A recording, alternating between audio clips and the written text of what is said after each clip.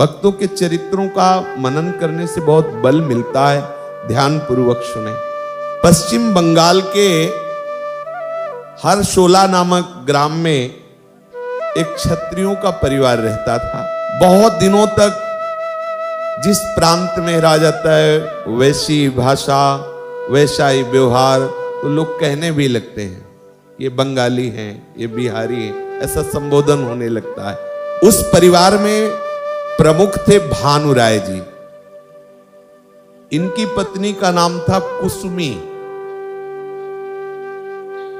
बहुत ही जमींदारी थी, खूब संपत्ति थी, खूब दूध देने वाले पशु थे, खूब अन्न, खूब धन संपत्ति सब। और घर में महाजनी का काम होता था।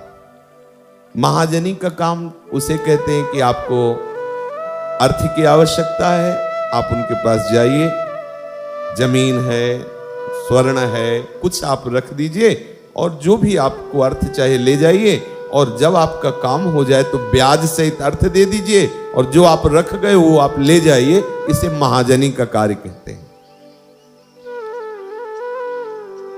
इनके घर में कोई भी दुर्गुण वाला नहीं था, इतनी संपत्ति होने पर भगवत कृपा पात्र ये परिवार है। खूब भगवत चरणारविंद की आश्रित भक्तों की सेवा करना, भगवत लीला चरित्र सुनना।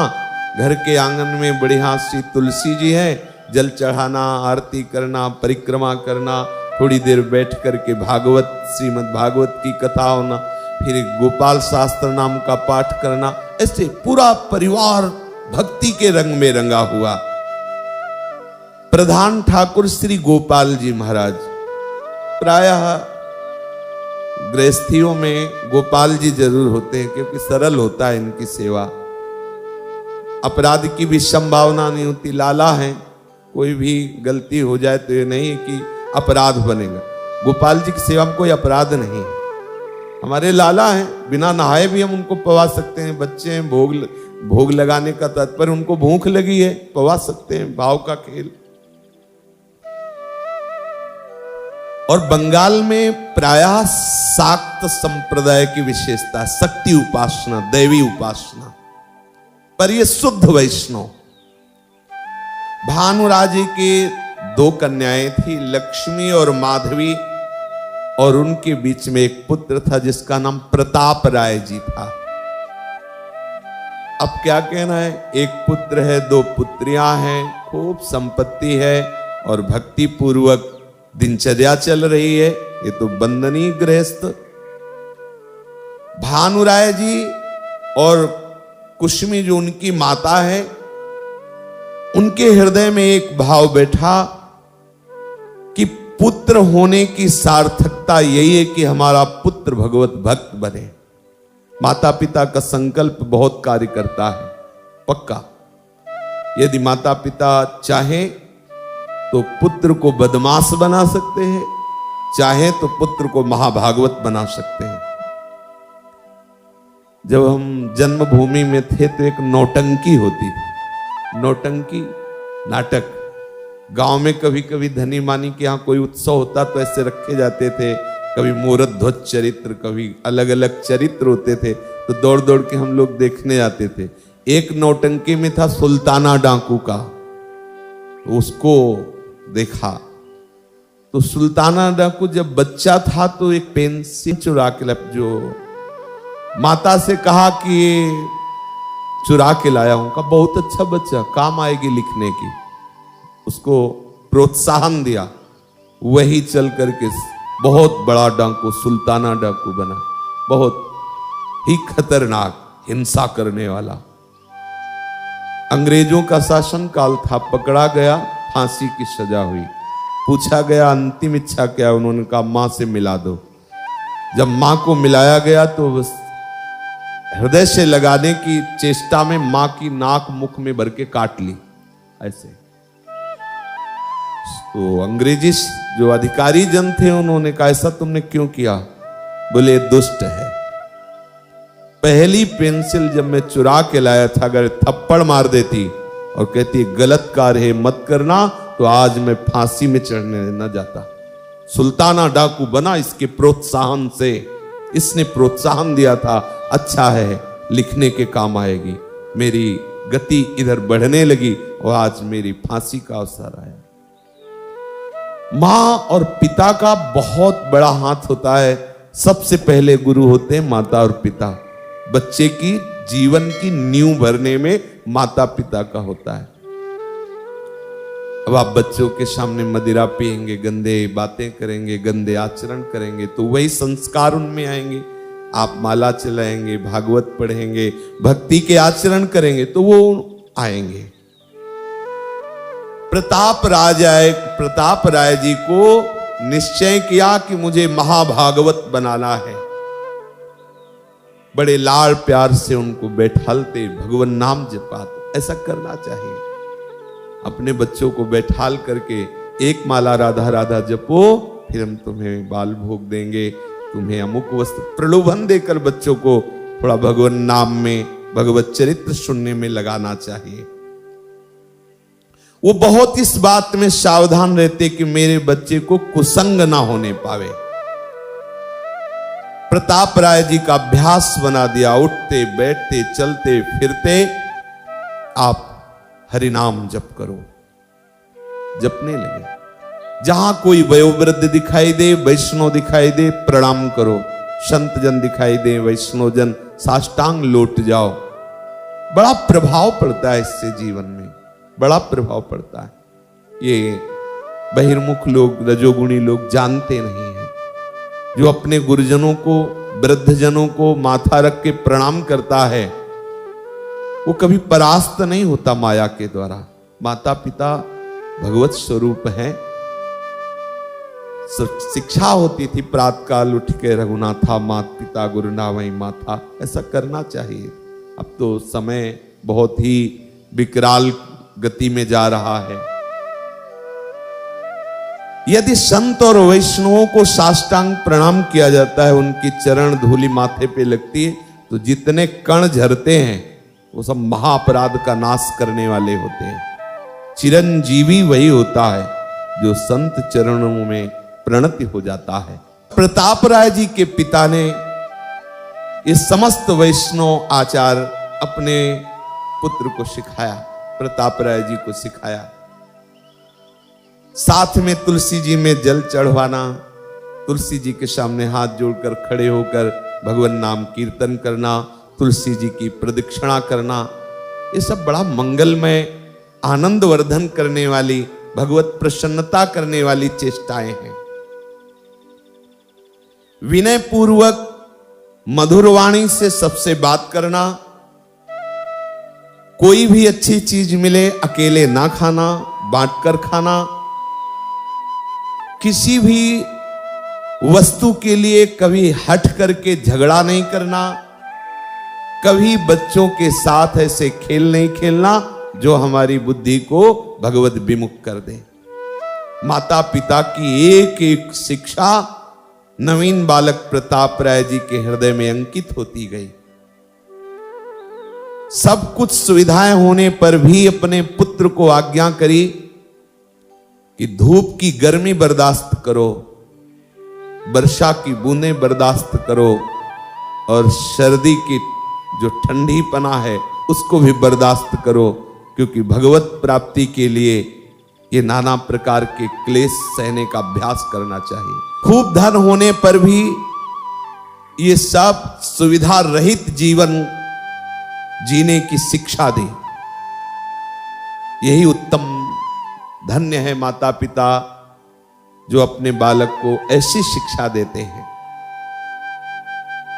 कहा कि कभी तुम्हें शौकीनी नहीं करनी, ऐसे कपड़े नहीं पहनने जो भड़कीले हो, चटकीले हो, चमकीले हो। जीव के स्वाद के लिए कभी ललचाना नहीं है। कभी किसी को भी रोग ग्रसित देखकर घृणा नहीं करना। ये सब प्रताप राय जी के जीवन में भरा। प्रताप राय जी की जो बड़ी बहन लक्ष्मी जी थी, उनका विवाह हुआ 13 साल की उम्र में। पहले कम अवस्थाओं में विवाह हो जाता था।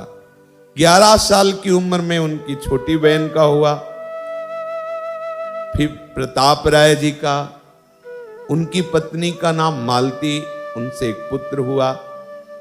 पिता की देखरेख में प्रताप राय ने घर का सब कामकाज संभाला, लेकिन पिता की आज्ञा कि कभी भगवत भजन न छूटने पावे, तो हर कार्य करते हुए वो भगवत स्मरण करते। जो जो वैष्णव जनों के आचरण होने चाहिए वो समस्त आचरण प्रताप राय में कूट कूट कर बाल्यावस्था से भरे गए थे। जब उनकी अवस्था 23 वर्ष की हुई तो घटना घटी कि पूरे परिवार का भार संभालने वाले उनके पिताजी जो भानुराय थे वो पधार गए। पिता की मृत्यु से सारी जिम्मेवारी इनके ऊपर आ गई।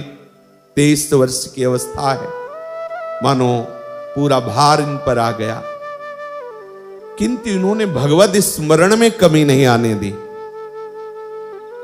सोचा कि मृत्यु लोक है, यहां तो जन्म हुआ है तो मृत्यु निश्चित होगी, इसके लिए रोना क्या, क्या शोक करना। मेरे पिताजी तो मेरे को भगवान के चरणारविंद की भक्ति में युक्त किया, वो तो ऐसे महान भागवत थे, उनकी गति में कोई संशय नहीं, इसलिए वो रोने लायक नहीं। उन्होंने तो शरीर को भगवत स्मरण करते हुए ऐसे छोड़ा जैसे कोई गले से अत्यंत सुकुमार पुष्पों का हार उतार दे। मृत्यु में कष्ट तो उनको होता है जो भगवत स्मरण रहित संसार के राग में फंसे होते, उनको भयानक कष्ट होता है। पिताजी तो प्रभु के भगवान के परम भक्त थे, उनको मृत्यु का भी दुख नहीं भोगना पड़ा और परम गति हुई।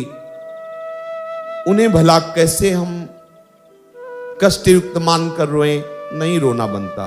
कभी वो अपने पिता के पधारने पर रोए नहीं, और नहीं रोना चाहिए।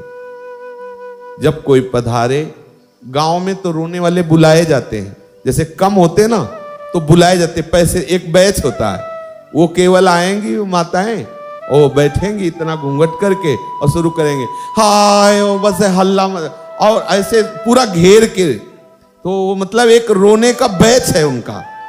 देखो अपने लोगों को या जो अपने भी सगे संबंधी हैं जब पधारे तो खूब जोर जोर से कीर्तन करना चाहिए, नृत्य करना चाहिए, भगवत भक्तों के साथ उल्लास पूर्वक उनकी अंत्येष्टि क्रिया कर। ये महामहोत्सव है, भक्तों के लिए मृत्यु महामहोत्सव है। अरे वो प्रभु के धाम गए भाई, रोना धोना क्या। हमारे पिता को सदगति हुई है, इस आनंद से वो रोए नहीं। कुछ ही दिन हुए कि दूसरा दुख का पहाड़ टूटा, उनकी माताजी पधार गई। प्रताप राय जी ने भगवान का मंगल विधान माना कि जहां हमारे पिताजी प्रभु के चरणों में गए वहीं माता गई है। अब घर का सारा बोझा इनके ऊपर, पर उन्होंने भगवत भजन में कमी नहीं होने दी। बार बार ये समझाते कि ये व्यवहार के कार्य करते हुए भजन करने का आदेश पिताजी ने दिया था, हम भजन में त्रुटि नहीं आने देंगे। प्रधान भजन नाम जप था उनका, जो कभी भी किसी स्थिति में नहीं छूटता था। यही हर वैष्णव का प्रधान भजन है, नाम जप, उठते बैठते चलते फिरते। उनके पुत्र दीनबंधु राय की अवस्था जब 12 वर्ष की हुई तो वो भी बीमार हो गया। प्रताप राय जी का बेटा, उसे सन्निपात ज्वर हो गया। प्रताप राय और उनकी पत्नी मालती, यही एक लाडला पुत्र, और वो भी ऐसी अवस्था में। अपूर्व धैर्य, अपूर्व भगवत भक्ति, भजन नहीं छोड़ना। पुत्र की रोग सैया के पास बैठ कर के श्रीमद् भागवत की कथा, नाम कीर्तन, नाम जप, रात दिन दवाई देना, बालक की परिचर्या करना और भगवत भजन का एक तार चलना। एक क्षण भी पुत्र में मन नहीं लगने दिया दोनों ने। कुछ ही दिनों में पुत्र पधार गया। मालती रोने को हुई तो प्रताप राय जी ने कहा रोना बनता नहीं। महीनों से रोज भागवत सुना रहे हैं, रोज अपने लोग कीर्तन कर रहे हैं, नाम जप कर रहे हैं, वो प्रभु के पास गया, रो क्यों नहीं? बिल्कुल नहीं, रोना नहीं बनता, रोए क्यों?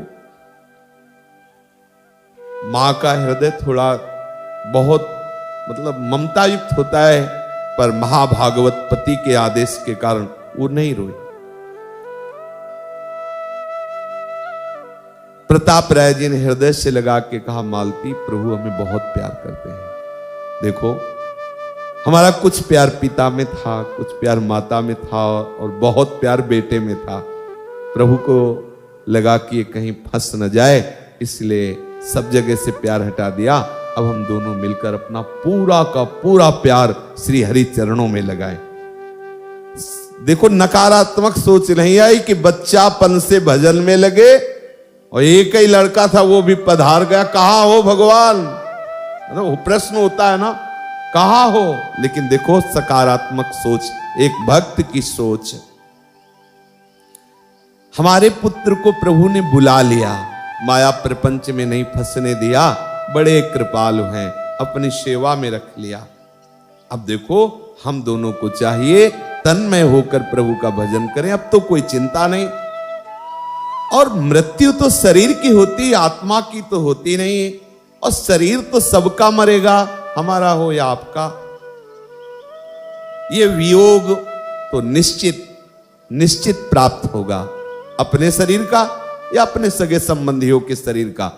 बैठा लीजिए, अपने शरीर का या अपने सगे संबंधियों के शरीर का वियोग निश्चित प्राप्त होगा। इसका नाम मृत्यु लोक है, क्रम से सब मरेंगे, सब, इसका नाम मृत्यु लोक है। इसलिए इस बात में दुखी होकर भजन नहीं छोड़ना, प्रताप राय जी ने समझाया। कुछ समय बाद छोटी बहन माधवी के पति, उनका नाम बल्लभ राय था, वो भी बीमार पड़ गए, रोग सैया में पड़ गए। बहुत सी दवाइयां की लेकिन उनको कोई लाभ नहीं हुआ। बड़ी बहन लक्ष्मी ने हठ प्रारंभ किया और प्रताप राय जी से कहा, आज तक हमने राखी बंधन से आपसे कुछ नहीं मांगा, राखी बंधन आप हमारे भैया हो, आज मैं मांगती हूं पति की रक्षा करो, सैया पे हैं, भगवान से प्रार्थना करो, क्योंकि आपका निरंतर भजन चलता है और आप संकल्प करेंगे, आप चाहेंगे तो मेरा ये बच जाएगा, रोग सैया से बच जाएगा। और पक्का भक्त क्या नहीं कर सकता, उसके पास हरि नाम रूपी धन है, पर वो वही नहीं कर सकता जो प्रभु नहीं चाहते। समझ रहे हो? भक्त क्या नहीं कर सकता, अर्थात उसकी अमोघ सामर्थ्य है, पर वो वही नहीं कर सकता जो प्रभु नहीं चाहते। प्रताप राय जी तो महान प्रेम लक्षणा भक्ति से युक्त थे, पर उनकी बहन ने हठ किया, आपको मेरे लिए गए। बल्लभ राय बहनोई की सैया के समीप बैठे और वहीं उनकी पत्नी माधवी जी बैठी। प्रताप राय जी भगवान का स्मरण करते हुए प्रभु से प्रार्थना करने लगे कि मैंने ना मांगा है ना मांगूंगा। ये कह रही है कि आप मांगो, तो मुझे लगता है कि आपकी इच्छा है क्या कि आपसे मांगे। जैसे प्रहलाद जी से प्रभु कह रहे मांगो, तो कह रहे यही वरदान दे दो कि मेरे अंदर कोई मांगने की इच्छा ना हो। लेकिन जब आप यही कहते हो कि मांगो, तो प्रभु सबका मंगल हो जाए, सब आपकी भक्ति से युक्त हो जाए, सब आपके परम धाम जाएं। सर्वे भवन्तु सुखिनः सर्वे सन्तु निरामयाः। ये क्या मांग हुई? ये कोई मांग हुई? प्रभु मैंने कभी आपसे मांगा नहीं, ना कभी मांगेंगे। ये बहन कह रही तो मुझे ऐसा इशारा लग रहा है कि आप चाहते हो क्या कि आपसे मांगे।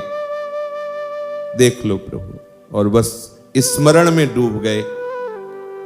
उसी समय दोनों को एक साथ तंद्रा आती है। जो चरणों के पास बैठी हुई बहन थी, पति के चरणों के पास, और सिर वो गोद में रखे हुए प्रताप राय जी। देखा उसी समय दोनों ने एक साथ ही देखा, श्री हरि के पार्षद तेजस्वी चतुर्भुज नारायण रूप विमान लेकर पधारे और कहने लगे, वल्लभ तुम्हारे ऊपर भगवान बहुत रीझ गए हैं, अब इस माया प्रपंच से हटाकर तुम्हें अपने दिव्य धाम में वास कराने के लिए मुझे भेजा है, किंतु अब नहीं ले जा पाएंगे हम तुम्हें। आ गए हैं लेकिन ले नहीं जा पाएंगे। उनका क्यों? तुम्हारी पत्नी ने ऐसे महाभागवत से ये हट करा लिया है कि तुम स्वस्थ हो जाओ, अर्थात तुम परम धाम ना जाओ। भगवान अपने भक्त की बात नहीं काटते, ध्यान देना, अंदर की बात है। हम तो ये सोचते थे कि तुम्हें ले जाएंगे तो तुम्हारी सती साध्वी पत्नी तुम्हारे विरह में अपने प्राण त्याग देगी, तो उसको भी आपके समीप ही भगवत सेवा में ले जाएंगे। लेकिन अब सब तो ऐसा नहीं हो पाएगा, क्योंकि प्रताप राय जी ने ठान लिया है कि आप स्वस्थ हो जाओ। ऐसा तुम्हारी पत्नी चाहती थी। प्रताप राय तुम्हारे स्वास्थ्य के लिए प्रभु से प्रार्थना करें और प्रभु भला ना सुने, ऐसा कैसे हो सकता है? तुम जानते हो कि भगवान भक्त के अधीन है। रो पड़े वल्लभ जी और कहा, प्रताप राय जी ऐसा नहीं कर सकते, हमारी महामंगलमयी यात्रा में वो बाधा नहीं डाल सकते। अनंत जन्मों से जिस प्रीतम से बिछुड़ा उससे मिलने का अवसर आया और वो रोक देंगे? ऐसा नहीं, ऐसा उनको नहीं करना चाहिए। भगवान के इस मंगलमय आवाहन को वो रोक दे, ये बिल्कुल ठीक नहीं है। एक जीव को अपने प्रीतम से मिलने से रोक दें, ऐसा भक्त के लिए उचित नहीं है। आप लोग मुझे अभी ले चलिए, तुरंत ले चलिए, मुझे अब एक पल का भी विलंब असह्य हो रहा है, मैं प्रीतम श्री हरि से मिलना चाहता हूं। तत्काल प्रताप राय जी विचलित हो गए, नेत्र खुले। उसी समय माधवी के भी नेत्र खुले, मुख पर अपार आनंद प्रताप राय जी के है। पास में बैठी हुई बहन माधवी से कहा, बहन तुमने कुछ देखा? उनका हाँ हमने देखा, अभी भगवान के दिव्य पार्षद आ रहे थे, कैसी दिव्य शोभा थी विमान की, और वो ऐसी ऐसी वार्ता कर रहे थे, तो अब क्या राय है? माधवी ने कहा, मैं हाथ जोड़कर प्रार्थना करती हूं, बिल्कुल प्रार्थना न करना, अब मेरे पति को प्रभु श्री हरि से मिलने दो, अब कोई बाधा मत डालना, आप प्रार्थना न करना। मैं बहुत प्रसन्न हूं अपने प्रभु के विधान पर कि मेरे पति भगवान से मिलने जा रहे हैं। समझिए, हमें लगता है कि वो बीमार ठीक हो जाए और उसे प्रभु मिलना चाहते, प्रभु मिलन की तिथि आ गई। अरे प्रीतम के लिए तो विरह में तड़पता रहा अनंत जन्मों से, जब से तुम बिछुरे प्यारे कबहु न पायो चैन। आज प्रीतम से मिलने जा रहा है। कोई अपने भजन का प्रयोग प्रीतम मिलन के लिए प्रयोग करता है कि प्रीतम मिलन की बाधा में प्रयोग करता है? इसीलिए जो उत्तम महाभागवत होते हैं, बस एक ही सूत्र है, जोई जोई प्यारो करे। मैं अज्ञानी क्या जानूं कि प्रभु का इसमें क्या विधान है, और मैं अपने भजन बल का रोड़ा लगा दूं, भजन बल से बाधा पहुंचा दूं, अमंगल हो जाएगा। मंगल भवन की हर इच्छा महामंगलमय है। प्रताप राज जी के नेत्रों से आंसू हराए, मन ही मन सोचने लगे, कितना बड़ा अपराध हो जाता मुझसे यदि भगवान मुझे ये संकेत न देते। अदूरदर्शी प्राणी भगवान के विधान में अमंगल सोच लेता है। हाय, अगर ये भगवत पार्षद प्रकट ना होते तो मेरे द्वारा कितना अमंगल हो जाता। नरक की कीड़े की भांति नरक में पड़े रहना उसको अच्छा लगता है, और भगवान जब कृपा करके उसके इस पाप, इसके अमंगल, उसके इन विघ्नों को शांत करना चाहते तो सोचता भगवान ने ऐसा क्यों कर दिया।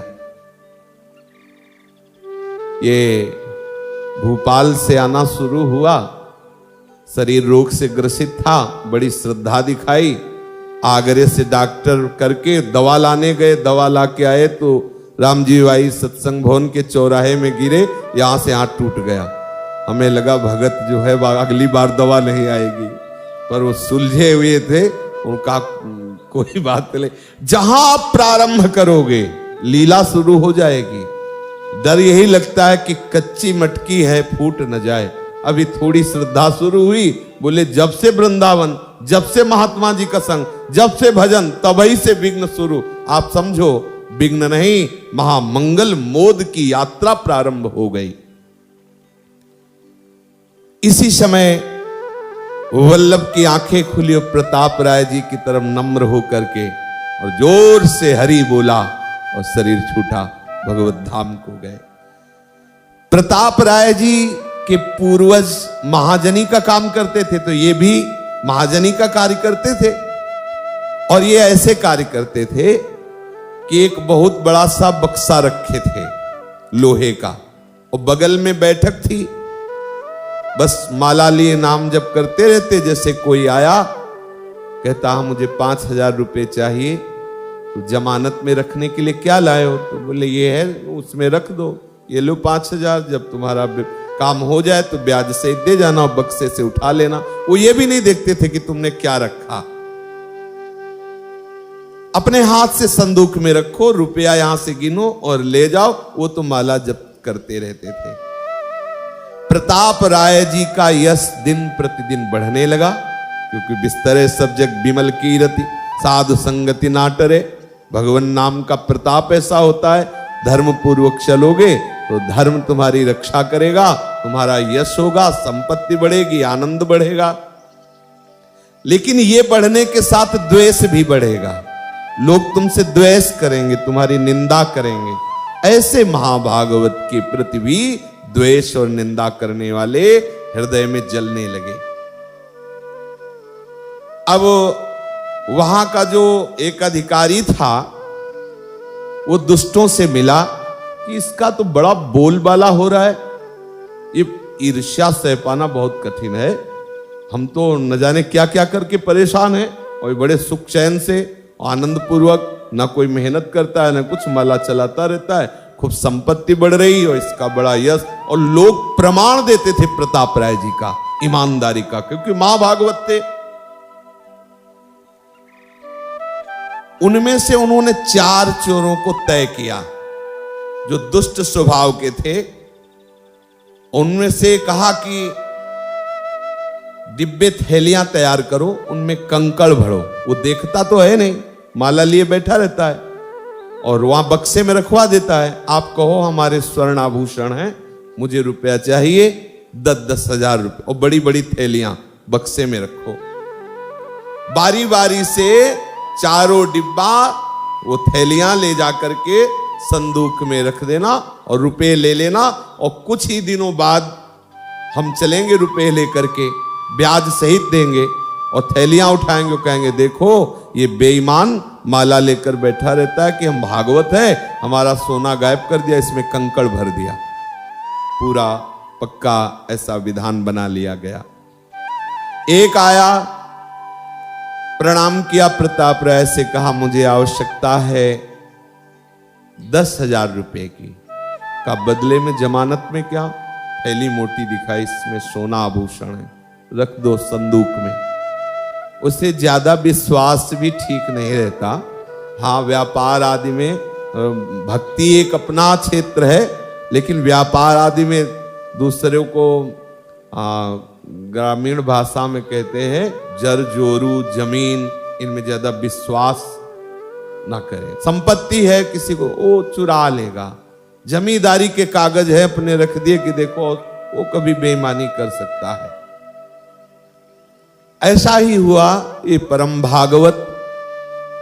तो भगवान कहां गए थे?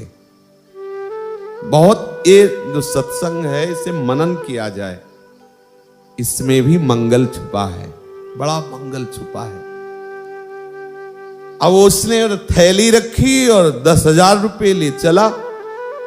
थोड़ी देर में दूसरा आया, 10,000 रुपए ले थैली रखी। तीसरा आया, चौथा आया, ऐसा किया। 10-5 दिन व्यतीत किए, पहला आया, काम हो गया, बड़ी कृपा किया, और ये 10,000 का ब्याज, 10,000 लो, और हमारा सोना बोले उसी में रखा है। अच्छा अच्छा, थैली उठाई, सामने पलटा, उसको तो पता था पत्थर कंकड़।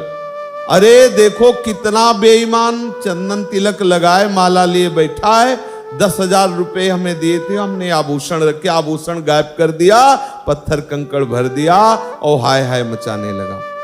अभी वो पूरी उसकी बात नहीं हो पाई थी कि दूसरा आ गया, उसने ब्याज से, वो भी अल्लाह मचा, चारों ठग थे ना। अब तो 4 आदमियों की आवाज, फिर 50 आदमी इकट्ठा हो गए, सब कहने लगे यार ऐसा भी भगत, पूरा पाखंडी, देखो ऐसा नहीं करना चाहिए प्रताप राय को। और वो चुप। उन्होंने कहा भैया तुम सच्ची ईमानदारी से बताओ, देखो हमने तो छुआ भी नहीं, तुम जहां रख गए थे। अरे बोले ईमानदारी की बात तू करता है। अब पूरा गांव खिलाफ, पूरा नगर खिलाफ। ये हरि की लीला, प्रताप राय जी के पसीना आ गया कि मतलब ऐसा, बहुत समझाया पर उन धूर्तों को तो छल करना था।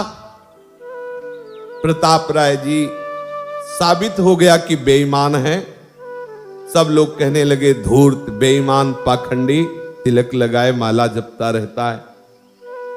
मुसलमानों का उस समय शासन था, बादशाही इन्हीं के हाथ में थी, और जो अधिकारी काजी था उसी का सारा ये विधान बनाया हुआ था। अब न्याय का नाटक रचा गया कि काजी से, काजी तो भेजा ही था चारों को, काजी ने तत्काल बादशाह से मिलकर के कि हमारे नगर में अराजकता फैला रहा है और ऐसा ऐसा बेईमान ये पाखंडी प्रताप राय, बिना किसी जानकारी, क्योंकि काजी जब दस्तखत कर रहा फिर क्या, तुरंत आदेश हुआ उनको जेल में बंदी बना लिया जाए, घर द्वार खेत पशु धन संपत्ति सब जब्त कर ली जाए। अब काजी षड्यंत्रकारियों ने उनको मिला ही रखा था। अब मालती ने प्रताप राय से कहा कि हमने सुना है सैनिक आ रहे हैं, सब संपत्ति जब्त करेंगे, हम लोगों को जेल में डालेंगे, हमारी तो कोई बात नहीं, लेकिन गोपाल दुख पाएंगे, ठाकुर जी दुख पाएंगे। गोपाल जी प्रधान सिंहासन में विराजमान थे, तो गोपाल का कुछ थोड़ा भोग और उनकी श्रृंगार की पोशाक आदि, और गोपाल को लेके भाग पड़ी, वो तो आएंगे यहां ऐसा सब, तो हमें भागना चाहिए। वो भाई के घर भाग के चली गई। अब पूरी फौज आई, प्रताप राय जी को बंदी बनाया, सब संपत्ति जब्त कर ली गई। तो गांव वालों ने देखा था मालती जी को जाते हैं, तो उन्होंने कहा पत्नी इसकी कुछ संपत्ति लेकर के भाग गई है। सैनिक दौड़ाए गए, खोज हुई रिश्ते नातेदारों के यहाँ, तो अपने भाई के यहाँ मिली, ठाकुर जी सहित आभूषण सहित मालती सहित जेल में। ठाकुर जी संपत्ति के उसमें जब्त कर लिए गए, आभूषणों वो, और उन दोनों को बंदी बना दिया गया। धन संपत्ति गई, इज्जत गई, पूरे गांव में इज्जत थी, परम वैष्णव बड़े धर्मात्मा है, कारागार मिला। देखते जाओ, बचपन से महान भक्ति में लगे हुए नाम जापक है। कैसा लग रहा है ये सुन के? कहां है भगवान? अब आप देखो सब विनाश हो गया।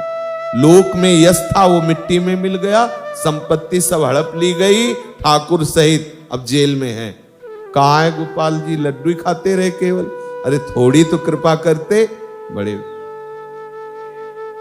लेकिन इन महाभागवतों की वृत्ति देखो, उन्होंने मन में विचार किया कि गोपाल जी को भोग तो अब लगेगा नहीं, वो भी संपत्ति की जगह वो तो ऐसे पधरा दिए, वो शब्द हम नहीं बोले, फेंक दिए, उनको लिए तो ठाकुर है। वो दुखी हो रहे गोपाल जी के लिए, उनको कैसे भोग लगेगा, उनका कैसे श्रृंगार होगा, मेरे ही पाप का फल होगा, मेरे भगवान कभी अमंगल नहीं कर सकते, ये तो मेरे किसी पाप का प्रभु ने पावन करने के लिए विधान बनाया है। हमारे प्रभु के प्रत्येक विधान में महासुख है, मैं कैसे सोचूं कि मुझे दुख मिला है। पत्नी ने कहा इसमें क्या सुख है, जेल में बंद है, सब लूट गया।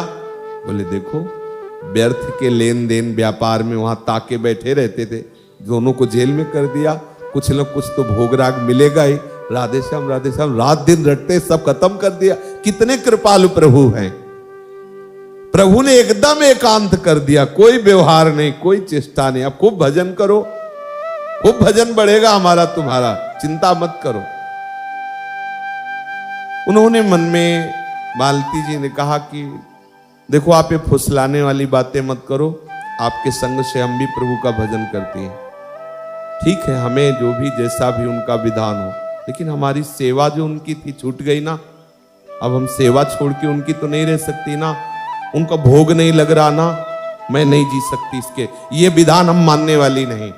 प्रताप राय जी को भी अच्छा लगा और दोनों रोने लगे कि प्रभु ये बात तो सही है, आपकी सेवा छूट गई, आपको जो भोग राग करते थे। दोनों विकल, जो ही विकल हुए तो आ गए, जेल में आ गए। प्रभु आ गए, साक्षात संपूर्ण जो उनका कमरा था प्रकाश से भर गया। देखा अनंत सौंदर्य माधुर्य निधि, प्रभु मुस्कुराते ये खड़े। दोनों ने चरण स्पर्श किया, प्रभु ने उनको हृदय से लगाया और कहा हम तुम्हारे धैर्य की परीक्षा देख रहे थे। क्या धैर्य? ऐसी स्थिति में तुम्हें अपने सुख की याद नहीं आई, मेरे सुख की याद आई। अब तुम बहुत शीघ्र ही अपने शरीर को छोड़कर हमारे नित्य धाम में आओगे। भगवत साक्षात्कार का योग बना। बाहर से देखने में लगा कितना कठोर, लेकिन आंतरिक देखो भगवत साक्षात्कार का योग बना। किसी भी स्थिति में अब हम प्रभु से विमुख नहीं हो सकते। हमारा धैर्य, हमारी दृढ़ता ऐसी हो कि चाहे जो हो जाए, खंड खंड हो जाए तन, अंग अंग सत टूक। अब हमें अपनी निष्ठा नहीं छोड़नी, अपने मार्ग से हिलना नहीं है। ये धैर्य पूर्वक समझ लीजिए, कुछ भी हो सकता है। ये मृत्यु लोक है और बड़ा भयावह ये मार्ग है। कभी भी कुछ भी कैसे भी अपनी चिंतन वृत्ति नहीं बदलनी चाहिए, अपनी निष्ठा नहीं बदलनी चाहिए। भगवान के होते हुए ऐसा कैसे हो गया? सबसे ज्यादा प्रश्न तो यही आता है जब हम ये कहते हैं ना कि करो सदा तिनके रखवारी, जिम बालक राखे महतारी। तो हम सोच लेते हैं हमें जुखाम भी नहीं होगा, भगवान हमारी रक्षा करेंगे। भगवान रक्षा करेंगे भगवत प्राप्ति के विधान की। तुम्हारा शरीर नाशवान है, अगर जरूरत पड़ी तो कुछ पिटाई विटाई भी करवा सकते हैं, निंदा भी करवा सकते हैं, धक्का मुक्का से। अब आ रहे हैं राधा करावचित पल्लवल, बोले यहां से फ्रैक्चर हो गया। ये सब लीलाएं होंगी, इसमें भजन का तारतम्य ना जोड़ा जाए। आज के सत्संग का सार यही है कि अब चाहे जो कुछ हो, हमारे प्यार आप हो, आप ही रहोगे, आपसे ही है। ये शरीर संबंधी भोग या शरीर संबंधी स्नेही जन, चाहे सब हमें छोड़ दें, चाहे सब नष्ट हो जाए, पर प्यारे आपका स्मरण नहीं छोड़ेंगे। ऐसी निष्ठा से चल लो तो इसी जन्म में हम प्रभु को प्राप्त कर लेंगे।